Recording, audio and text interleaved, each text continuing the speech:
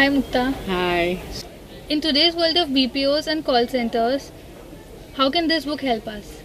Let's look at the safety angle, security angle here. Sakshi, we negotiate all kinds of deals. We negotiate contracts, employment letters, terms and conditions. I think, especially where BPOs are concerned, we need to figure out safety and security for women.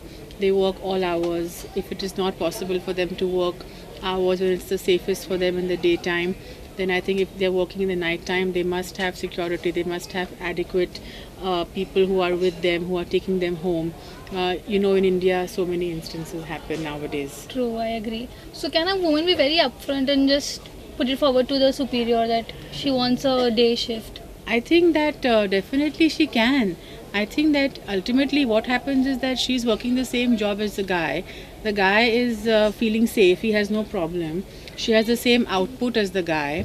She's going to be doing the same kind of work, the hard work as him.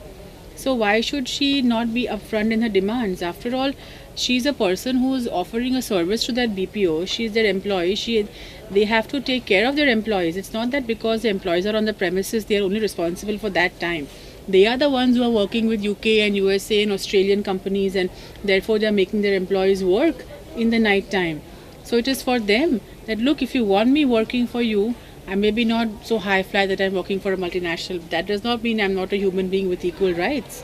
I agree. So, So in today's era, a woman's security is a prime issue. so I think that that is a very important negotiating point, and they should definitely get this through to their prospective employers, the managers or seniors who interview them in BPOs. And this is like a very big national thing happening now. And people must negotiate, women must negotiate the best terms for themselves in this regard. They must. Thank you Mukta for your inputs. Thanks, dear.